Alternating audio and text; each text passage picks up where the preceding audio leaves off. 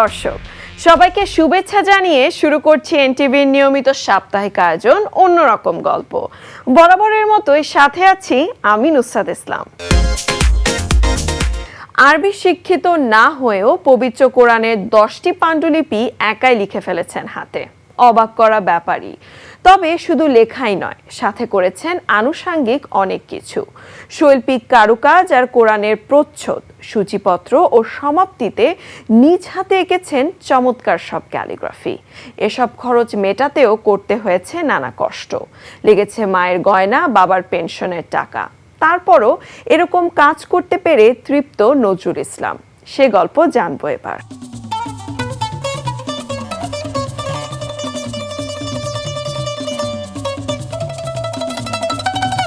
জরিন হরফে লেখা, রূপালী হরফে লেখা আসমানের কোরআন।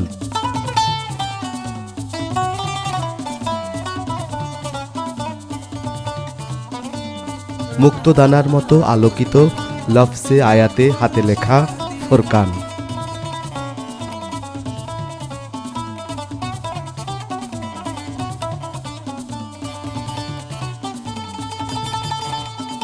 ক্যালিগ্রাফির প্রাতিষ্ঠানিক শিক্ষা না থাকা নজরুল দেখে বুঝে ঘন্টার পর ঘন্টা বসে সাদা পৃষ্ঠাকে বর্ণিল করেছেন দৃষ্টিনন্দন সব কারুকাজে।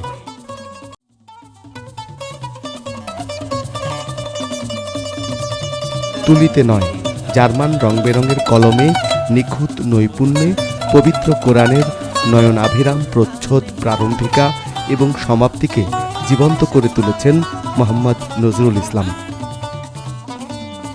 কোরআনের বিভিন্ন সাইট দেখতেছিলাম, লেখা বিভিন্ন, তখন মা আসলো হঠাৎ একবার এসে বললো যে এদের জীবনী সার্থক, এদের এরকম সন্তান জন্ম দিয়েছে। তো এক কথায় দুই কথায় আমার সাথে বাজিয়ে লাগলাম যে ঠিক আছে আমি লিখবো। তো এইভাবে করতে করতে করতে একটা দুইটা তিনটা করতে করতে করতে 10টা, টোটাল 10টা কমপ্লিট, একদম A to Z, 30 পারা করে। আর আরেকটা 11 নম্বরটা শুরু করাকালীন করোনাতে 3বার করোনা হল, অসুস্থ হয়ে গেলাম। তারপর আর দেন ওরকম ধরনের মেন্টালিটি বা ওই ধরনের গ্রো করে না। কারণ ওর থেকে আপনি লিখতে গেলে একটা জিনিস আছে, ওই কোরআনে আমি যা স্টাডি করে দেখলাম যে পোর্শনটা লিখবেন, যেটা শুরু করবেন, ওটা যদি 15 থেকে 20 দিন গ্যাপ পড়ে যায় তাহলে ওই প্যাটার্নের সাথে এই প্যাটার্ন কখনো মিলবে না, হাতের লেখাটা আসবে না। এখন আমি যদি এই ডিজাইনটা নিয়ে আবার স্টাডি করতে যাই এবং আড়াই পারা করতে যাই, তাহলে একটা ডিজাইনের উপরে আমার বিশেষ করে 11 নম্বরটা, ওটা প্রায় 1 সপ্তাহ, একটা পাতাই 1 সপ্তাহ, প্রায় 18-19 ঘন্টা করে কাটতে হয়েছে।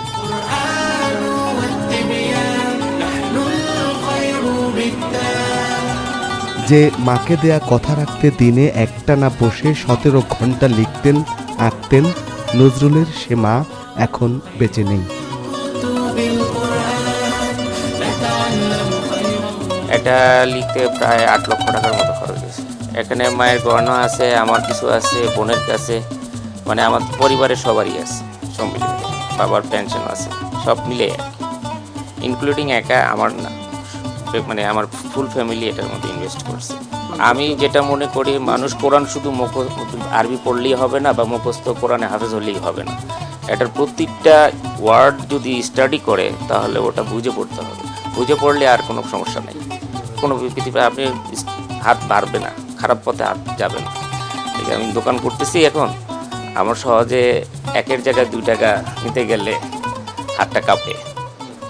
10 জনই নিচ্ছে ঠিকই, কিন্তু আমি ওখানে নিতে গেলে আমার হাতটা কাঁপে, কারণ আপনি এর উপরে তো যেতে পারবেন না, একটা লিমিটেড। এটা একটা মানুষের মেন্টালি গ্রো করবেই। আপনি একদিন দুদিন যখন 1 পারা, আর কোরআন A to Z 30 পারা পড়ার কোনো প্রয়োজন নেই। আমার মেন্টালি থিওরি যেটা, যদি পড়তে হয় তাহলে 1 পাতা 2 পাতা যতটুকু পড়ে ততটুকুই যেন অর্থ সহকারে।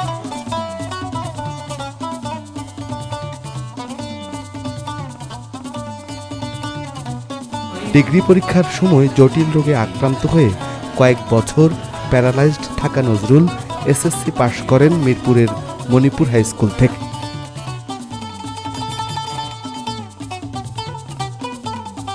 কলমগুলো হচ্ছে কিছু আছে জার্মানি আর কিছু আছে মালয়েশিয়ান, আর বেশিরভাগই হচ্ছে জার্মানি। পেপারগুলো, কাগজগুলোও জার্মানি শিপ। কারণ প্রথমে আমি প্রথম যখন লেখা শুরু করলাম নর্মাল কাগজে লিখতে গেলে একটু সমস্যা হয়, ভুল হয়ে গেলে ওটা উঠতে চায় না। পরে চিন্তা করলাম যে এটা উঠবে কীভাবে। তো পরে একজন আমার চাচা আছে, একজন ইঞ্জিনিয়ার, ওনার কাছে গিয়ে দেখলাম যে এই শিটে লিখলে বা দাগাইলে আপনার ব্লেড একটু চার্জ দিলে উঠে যায়, কিন্তু পার্মানেন্ট কালি ইউজ করলে খুব কষ্ট হয়। কাগজটা তেমন দাম না বাস্তবিক অর্থে। কলমগুলো এক একটা কলম 200, সর্বোচ্চ আমি 310 করে কিনছি এক একটা। যখন মানে শুরু করলাম, যখন বুঝে গেলাম যে না, এগুলো তো এত দাম হতে পারে না, কারণ মানুষ বিভিন্ন জাত থেকে যেমন দাম দেয়, তারপর একটু কম দামে কিনলাম। আর একবারে কিনলে একটু খরচ কম পড়ে, কিন্তু একবারে কেনা তো আমার পক্ষে সম্ভব না, আমার স্টেপ বাই স্টেপ আগাইতে হয়েছে। আর এটাও হচ্ছে কি, আমাদের দেশে কলমগুলো হয় না, যার কারণে এক একটা কোরআনে মিনিমাম ধরেন 80-90 মতো যে চলে গেছে। কালার এক এক কালার, এটা হচ্ছে এগুলা কলমই আছে, কালার কলমই আছে, এক একটা গোল্ডেন কালারের কলম, ওগুলা কিনতে পাওয়া যায়।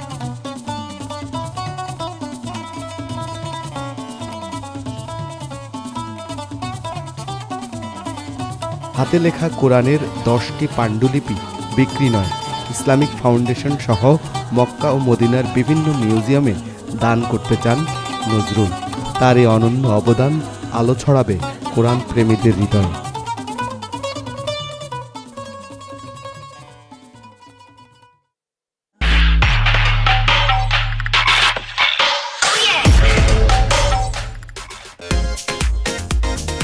চাঁদপুরে অসাধারণ স্থাপনায় নির্মিত হয়েছে শাহাবুদ্দিন স্কুল।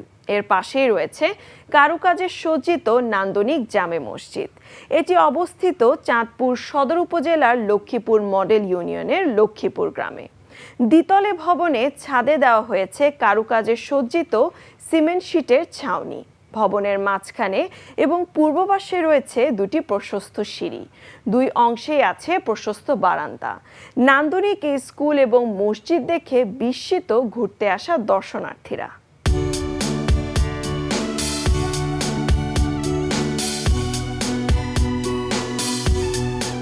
2018 সালে চাঁদপুরের কৃতি সন্তান ও বিশিষ্ট ব্যবসায়ী মোহাম্মদ শাহাবুদ্দিন লক্ষ্মীপুর গ্রামের একটি স্কুল এবং মসজিদ প্রতিষ্ঠার উদ্যোগ নেন। সেখানে 116% জমি ক্রয় করে নান্দনিক এই স্কুল ও মসজিদ নির্মাণ করেন তিনি। এই স্কুলে ছাত্রছাত্রীদের আধুনিক পদ্ধতিতে পাঠদান করানো হয়। ভবনের চারপাশে খোলামেলা, শুধু শ্রেণীকক্ষগুলোর অর্ধেক উঁচু পর্যন্ত রঙিন টিন শেডে ঢাকা। দিনের সূর্য আর রাতে চাঁদের আলোতে ঝলমল করে ভবনটি। রয়েছে বাঁশের তৈরি ল্যাম্প শেডও। আছে দুটি আলাদা ওয়াশরুম। খেলাধুলার জন্য শিক্ষার্থীদের রয়েছে নানা সরঞ্জাম। শাহাবুদ্দিন ফাউন্ডেশনের একটি প্রতিষ্ঠান হিসেবে পরিচিতি পায় শাহাবুদ্দিন স্কুল। বর্তমানে স্কুলটির কার্যক্রম সুনামের সাথে চলছে। সুন্দর এই পরিবেশে স্কুলে লেখাপড়া করতে পেরে আনন্দিত বলে জানায় শিশু শিক্ষার্থীরা।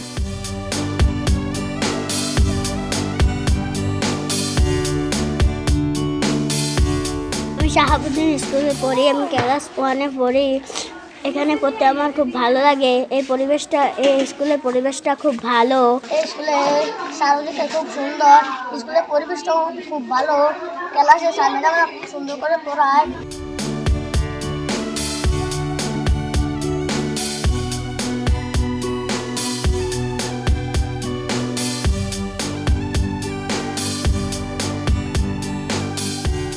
শাহাবুদ্দিন স্কুলে শিক্ষার্থীদের সুন্দর মনোরম পরিবেশে পাঠদান করানো হয়। এক ক্লাসে একাধিক শিক্ষকদের মাঠে হাতে খড়িতে শেখানো হয়। এখানে আমাদের ছাত্রছাত্রীগুলো অত্যন্ত সুন্দর এবং কৌশল নান্দনিকভাবে শিক্ষা প্রতিষ্ঠানে আমরা টিচিং দিয়ে থাকি। আমরা ক্লাসে যখন টিচিং দিই তখন প্রাইভেটের নেয় তাদেরকে আমরা হাতে কলমে বুঝিয়ে তাদেরকে পাঠদান দিই।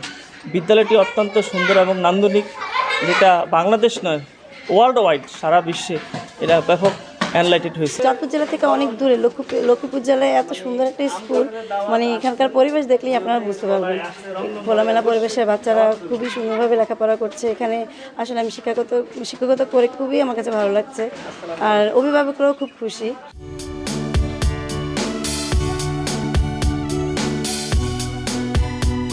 প্রকৃতির কাছে গ্রামীণ পরিবেশের বিদ্যাপীঠটি নান্দনিকতায় যেন নতুন এক মাত্রা যোগ করেছে।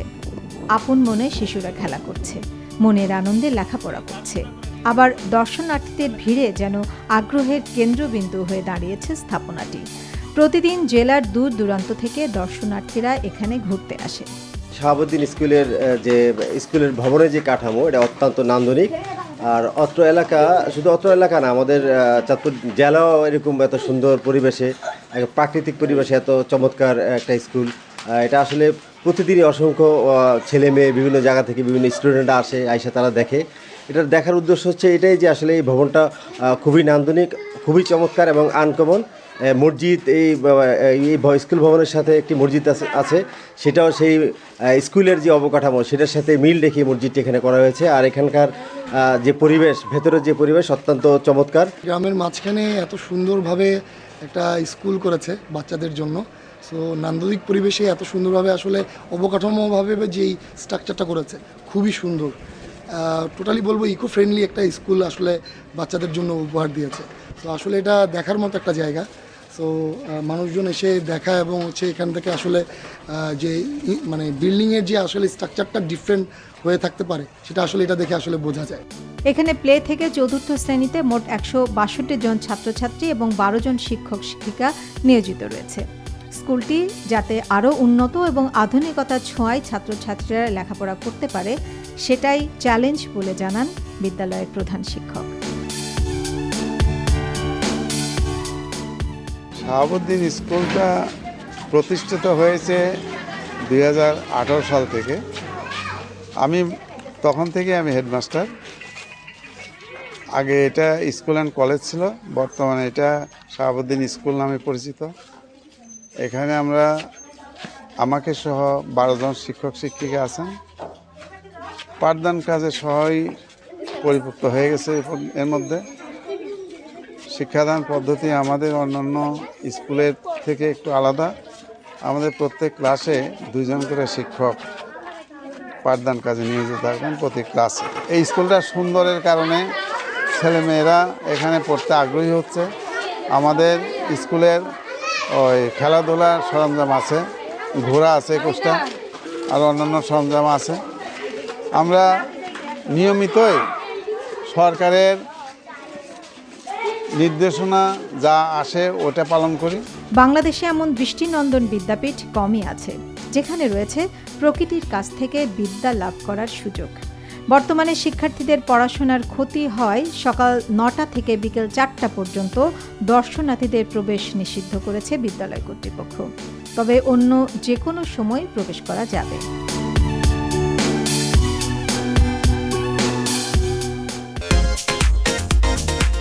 পাইন স্নেক, এই সাপের শরীরে রয়েছে ভিন্ন ধরনের নকশা, অন্যদের চেয়ে আলাদা এবং বিলুপ্তপ্রায় বলে এই সাপকে বাঁচিয়ে রাখার জন্য নেওয়া হচ্ছে বিভিন্ন ব্যবস্থা।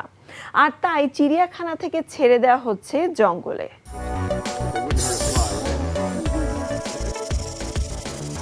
লুইজিয়ানার মেম্ফিস চিড়িয়াখানাতে দেখা যায় অন্য একরকম সাপ।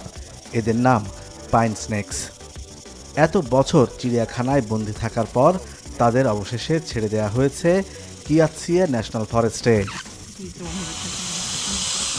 Longleaf pine dominated canopy, absent mid-story. এই পাইন স্নেক অন্য প্রাণীদের থেকে কিছুটা ভিন্ন হওয়ায় তারা সব জায়গায় নিজেদের মানিয়ে নিতে পারে না, তাই তাদের লুইজিয়ানা ফরেস্টে ছেড়ে দেওয়া হয়েছে।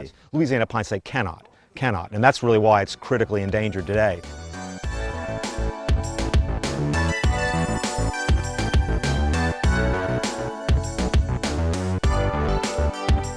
এর আগে মে মাসের শুরুর দিকে 5টি পাইন স্নেক ছেড়ে দেওয়া হয় মেম্ফিস চিড়িয়াখানা থেকে। এই বছর যুক্তরাষ্ট্রের আরও কয়েকটি চিড়িয়াখানা থেকে ছেড়ে দেওয়া হবে বিভিন্ন রকমের এই সাপগুলোকে।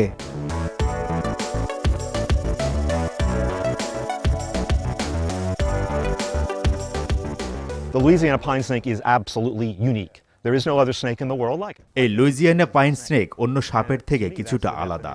বিশ্বে আর কোনো সাপ এদের মতো না। Piece of artwork, a piece of beautiful painting that exists only in and of itself. I come out here, there's the potential to see a pine snake that we release. এই প্রজাতির সাপকে বাঁচাতে আমরা অনেক পদক্ষেপ নিচ্ছি। আশা করি আমরা এই পদক্ষেপের ভালো ফল পাবো। And so every week I come out here and check on them. I get very excited.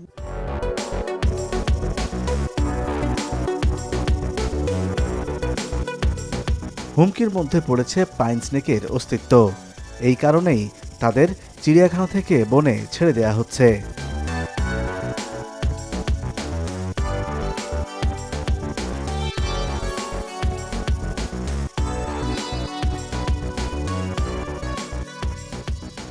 প্রতিবেশী ইউক্রেনে রাশিয়ার আক্রমণের 14 মাস পার হলো, অথচ এখনও কাঙ্ক্ষিত লক্ষ্যে পৌঁছতে পারেনি দেশটি।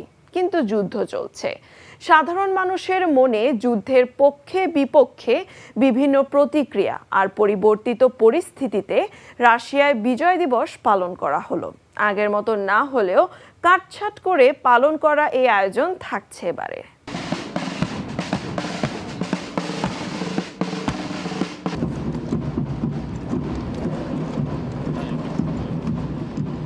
প্রতিবেশী ইউক্রেনে রাশিয়ার আক্রমণের 14 মাস পার হলেও কাঙ্ক্ষিত লক্ষ্য অর্জন করতে পারেনি রুশ সেনাবাহিনী। এমন অবস্থায় রাশিয়ায় পালন হলো বিজয় দিবস। তবে আকারে আগের তুলনায় এবারের সামরিক কুচকাওয়াজ ছিল ছোট। সোভিয়েত আমলের মাত্র একটি ট্যাঙ্ক নিয়ে মস্কোর রেড স্কোয়ারে বিজয় দিবসের সামরিক কুচকাওয়াজ আয়োজন করে রাশিয়া। এই বছরের বিজয় দিবসের উদযাপন অন্য বছর থেকে ভিন্ন, কারণ এই বছর আমাদের বিজয় দিবসের কুচকাওয়াজে ট্যাঙ্ক ব্যবহার করা হয়নি।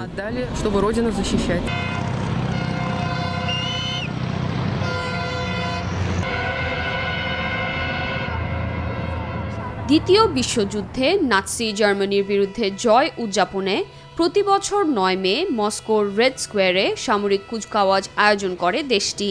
এবারের আয়োজনে ইয়ার্স, S-400 ও এসকান্দার M ক্ষেপণাস্ত্র ব্যবস্থা রেড স্কোয়ারে চলাচল করেছে। অনুষ্ঠানে উপস্থিত ছিলেন কয়েক হাজার মানুষ। বিজয় দিবসের কুচকাওয়াজে অতীতে বিমান বাহিনীর অংশগ্রহণ থাকলেও এবার তা বাদ দেয়া হয়। আমরা বিকেলে রেড স্কোয়ারে পৌঁছাবো। আমি আজ সবার মধ্যে বিজয় দিবসের আনন্দ দেখতে পাচ্ছি। আমরা সবাই একসাথে বিজয় দিবস পালন করব।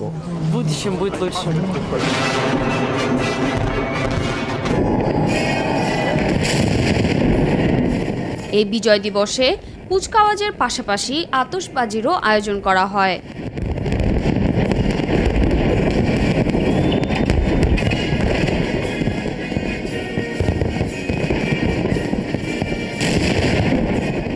মস্কোর আকাশ উজ্জ্বল হয়ে ওঠে আতশবাজির আলোতে।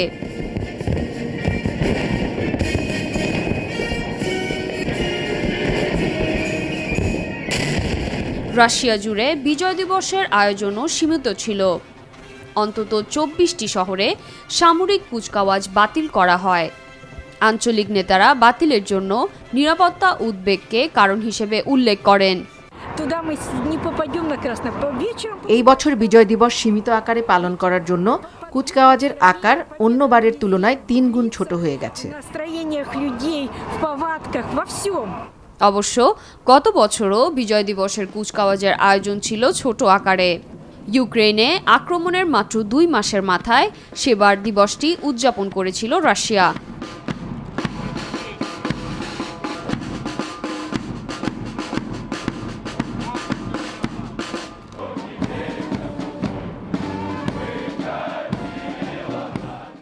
চলে এসেছি অনুষ্ঠানের একেবারে শেষ প্রান্তে। প্রতি সপ্তাহে দেশ বিদেশের বিস্ময়কর ও মজার সব খবর নিয়ে দেখা হবে আবারও।